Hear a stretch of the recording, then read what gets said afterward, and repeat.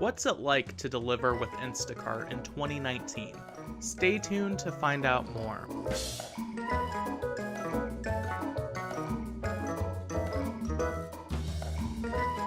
Okay, so if you've been watching my YouTube channel for a while, you'll know that last year I made a video about Instacart. I've done a lot of other videos and blog posts on my website at thriftysquad.com about different side gigs that you can do to save money and make extra money. For this video, I decided to do an expanded and updated version of my video about Instacart. I've had a lot more time to deliver with Instacart and had a lot more experience with it. There's also been some things that have changed over the years, over time, that I wanted to highlight. So this video, it's probably going to be pretty long. I'm going to split it up into chunks, and I'll have the chapter times down in the description below if you want to skip ahead. But looking ahead, I'm going to have several different sections. The first section of the video, I'm going to talk about the basics of Instacart, what it is, what you can kind of expect from the service. I'm going to talk about scheduling next and what it's like to select different hours. I'll talk about the workflow and what the work itself is like with Instacart.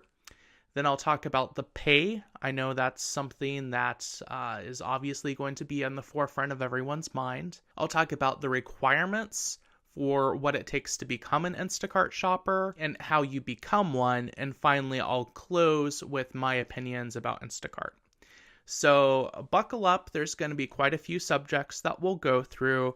And of course, if you want to skip ahead to find out what it pays or skip ahead to find out what my opinion is, you can certainly do that, and I'll have those chapter times.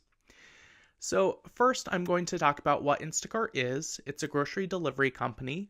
They are part of this gig economy where, it's similar to Postmates or Uber or Lyft or all of these other companies where people order something through either the website or the smartphone app. And then someone that works as an independent contractor goes and picks up their groceries and delivers it to them. So it's a super convenient service for the people that are ordering the groceries through Instacart. Typically, there's going to be a delivery fee for each order. However, they also have something called Instacart Express, where people can do a subscription either on a monthly basis or on a yearly basis, and then they get unlimited deliveries. So you'll have people that are used to just doing this every now and then, and you'll also have people that will do this all the time because they have unlimited. So with Instacart, there's two types of shoppers. There's in-store shoppers. Those are going to be people that just pick up the orders at a particular store.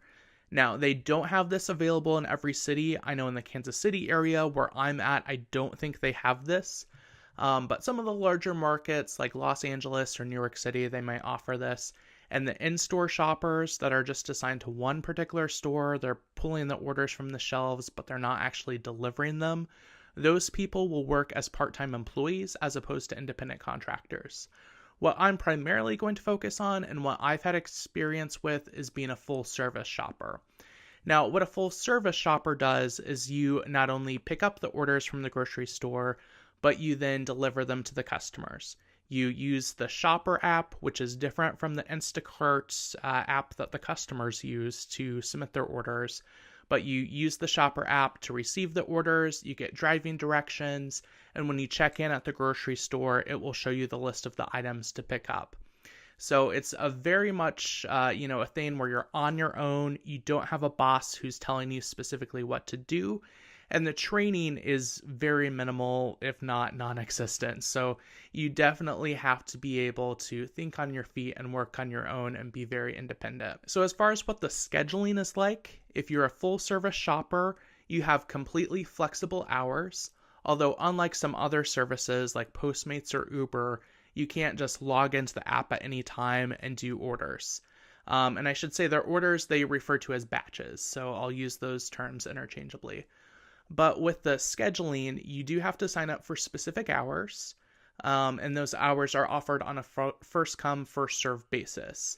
Now, one thing that they offer, which is kind of nice for the people that plan to do this full-time or do this as a primary source of income, is that if you work a whole bunch of hours, then they offer you something called early access status, where then you'll get first dibs on the orders before the other shoppers. Now, one new thing that they've done, this is something that they didn't have when I made the original video about Instacart, is now they offer batches to people whether you're on the shift or not.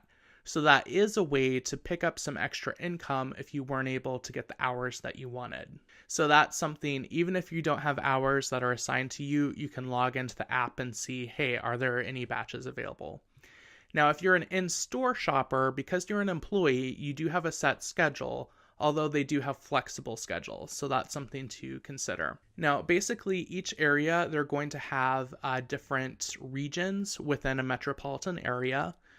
For example, in the Kansas City area, they probably have like 5 or 6 different regions. When you sign up for hours, you're going to be signing up within those particular areas. Now, the regions can still be pretty large. The regions in the Kansas City area span multiple cities. But the good news is generally you're only going to be offered orders or batches to stores that are in a relatively close driving distance. I would say a maximum of like 15 to 20 minutes. So you never have to drive super far. And you do have the option of not acknowledging an order if you don't like the driving distance. And I'll get into that in a little bit. So we'll talk about what the workflow is like. So with Instacart, you have the Shopper app. And once you've signed up for hours, you're going to log into the app. It will show you basically a map of where you're at. And when an order pops up that they are offering to you, it will have this screen that will have basic information about the order that you can use to decide if you want to accept that order or not acknowledge it. Now, the information that it has is, it's pretty helpful. It tells you the estimated earnings that you can expect to earn from that order. However, if the customer is tipping in cash, I should note that it does not show that. So if you see an order and it says no tip, it basically means that they didn't leave a tip through the app yet, although they can add one later, or that they're going to leave a cash tip, or that they're not going to leave any tip at all. So you're kind of rolling the dice a little bit on those orders. But it shows you the estimated earnings. It shows you where the grocery store is at, as well as where the customer is at on the map. So you get a full idea of what your driving distance is going to be like. And it also shows you a list of the items that you're going to be picking up, as well as tell you if there's any heavy items. So there's quite a bit of information that you get right off the bat when you're deciding which orders you're going to do. Now on the screen, it's going to have a countdown that will show you how long you have to accept the order. It's normally like 3 or 4 minutes. So if you accept it, it will go ahead and go on into the order. If you just sit there and wait for the timer to run out, then that batch will go unacknowledged and it will either go to another shopper, or sometimes they will offer it to you multiple times, which kind of sucks. But there are orders which I have not, accepted. It's just kind of up to you. Just take note that if you go a long time without accepting any orders, you could be kicked off of your shift. So just take note of that. Now, when you accept an order, it's going to give you directions to go to the grocery store. When you check in at the grocery store, it has a list of items that you'll want to pick up. If it's any type of item that has a barcode, you'll have to scan the actual barcode on the package. If it's something like produce or meat from the deli, you do have to weigh it and make sure that you have the accurate weight. And if there's any items that aren't available in the grocery store, you can either do replacements or do a refund for the customer. And there is an option to message the customer if you have any questions for them about a replacement. Now, all of the stuff is measured in terms of time. They check your speed, they check your accuracy. So there's a lot of statistics that are kept about you, and you definitely want to have good scores for those things. And just kind of like if you've done Postmates, when you go to the checkout line, you have an Instacart credit card that you'll use to actually make the purchase. And it's going to be preloaded with each order for the amount that that order is going to be. So it's not a situation where you're going into a grocery store and the orders are already ready, unless there's an in-store shopper, but there aren't in my city at least. For most people, you're going to actually be going aisle by aisle and getting all of the items. So you definitely are going to spend a lot more time on this than you would with restaurant delivery.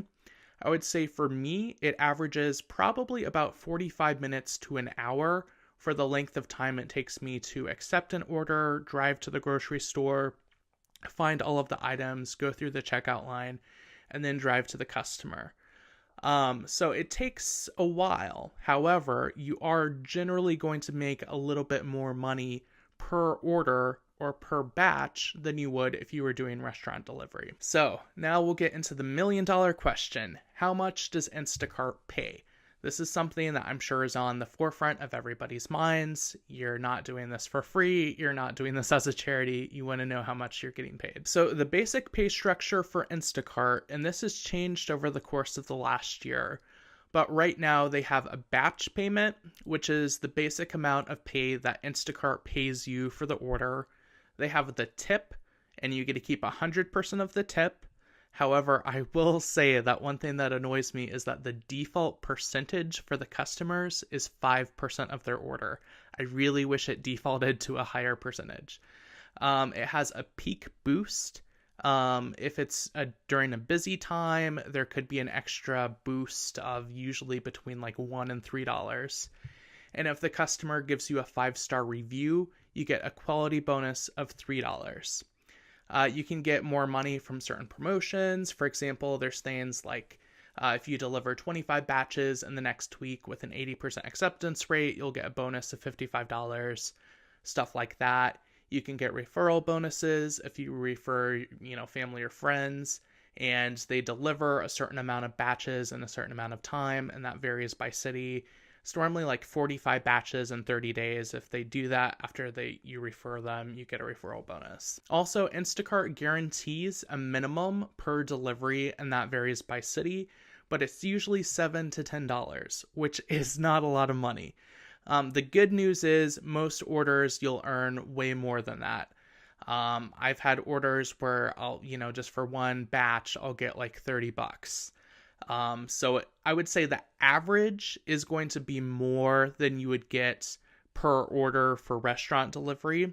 However, you're going to spend more time on it than you would restaurant delivery. So it does kind of even out.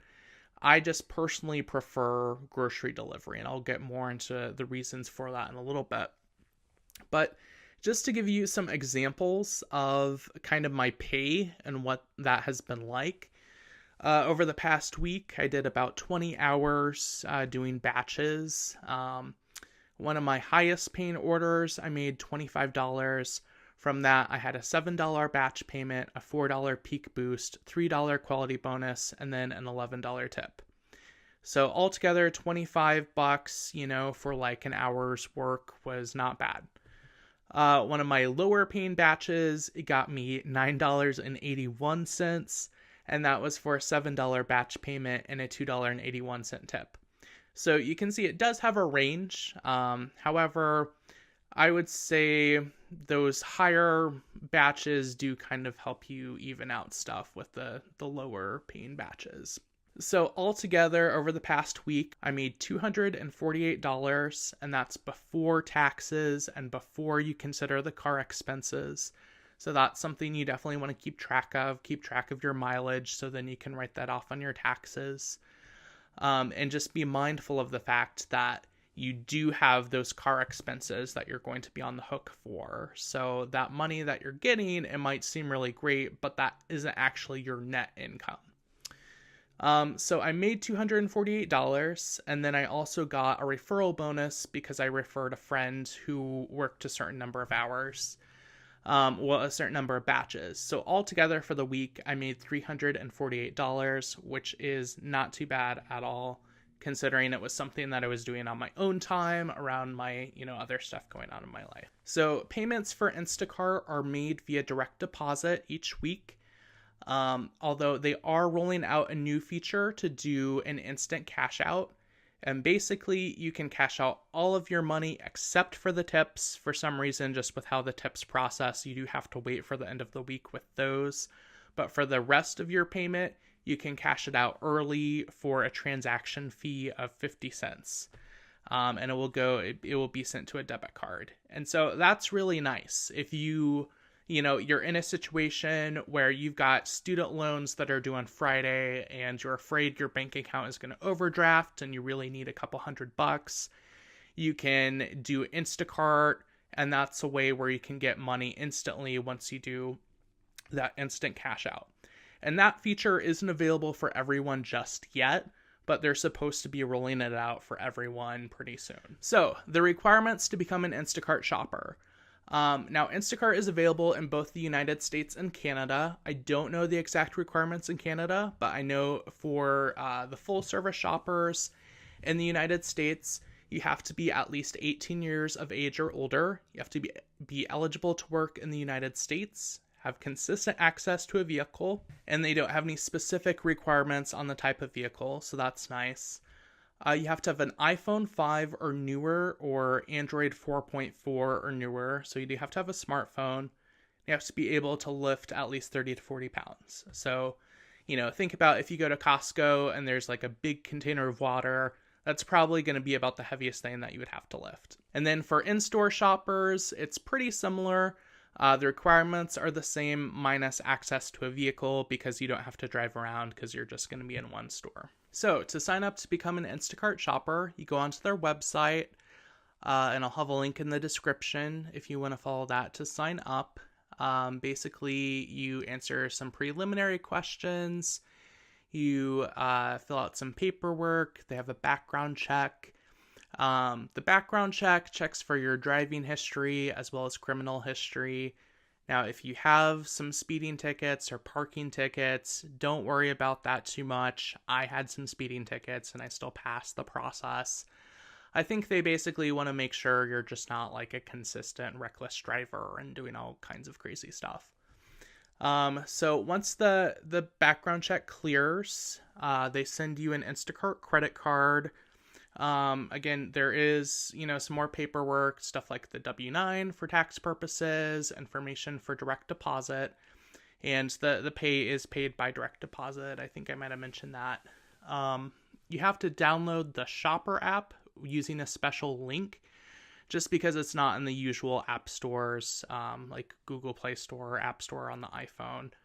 And there are extra steps that you have to go through with that to give your phone permission to use that app. It's going to say that it's not a trusted developer. That's just because it's not downloaded from the regular app store. So just take note of that. That's kind of the weird thing with that, but you just have to go through those extra steps to download the Shopper app. So yeah, then they'll send you the Instacart credit card in the mail. Once you activate it and that background check clears, you'll be good to go as far as signing up for hours and doing the batches. Certain stores might require extra training, or they'll require you to provide evidence that you have insulated bags. But Instacart will guide you through that whole process. So it is a good idea to have either like a cooler or an insulated bag that you can keep in your car to make sure that the cold stuff stays cold and hot stuff stays hot, and that there's consistent temperatures for the customer safety. All right, so the final thing is to talk about my opinion about Instacart. Now, I've done a lot of different restaurant delivery gigs, everything from Uber Eats to Postmates to Grubhub.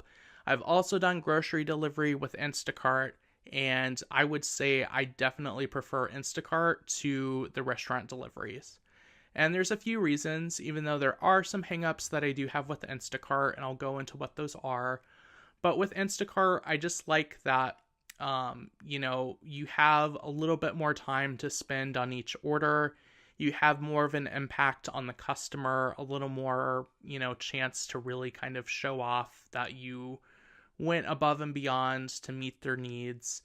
And it's a lot easier to get kind of those higher tipping people that are giving you like 20 or 30 bucks for a tip when they have an order that's $400 from a grocery store as opposed to like $12 or $15 from a restaurant. The clientele for Instacart also tends to be a lot different.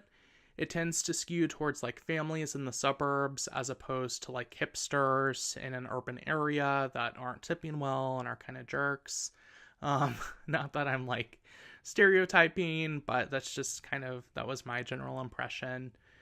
With Instacart, it's a lot easier to work daytime hours, and pretty much after like 7:30 or 8, it dies off. So I know with Postmates, a lot of times you're working late night because that's when people are home from the bars and they're ordering from Postmates. But that's not the case with Instacart. I would say there's probably a lot of people just demographically, maybe some older people, people that maybe didn't feel as safe, like letting people in their car for ride sharing or out delivering to drunk people for Postmates. There might be a wider group of people that would be drawn to be an Instacart shopper. So I definitely think it's a good thing to check out. The most, important thing with it, the reason I do it is because of the flexibility. You do have to select certain hours. However, there's almost always some hours available. And you can choose to, work those hours around your schedule. So let's say you're a stay-at-home parent and you only have a babysitter on certain days and you're not really sure what your set schedule is going to be weekend or week out. Maybe you are starting up a business, or you are a musician or an artist and you just have, you're still kind of getting your business up and going, or getting your passion projects up and going.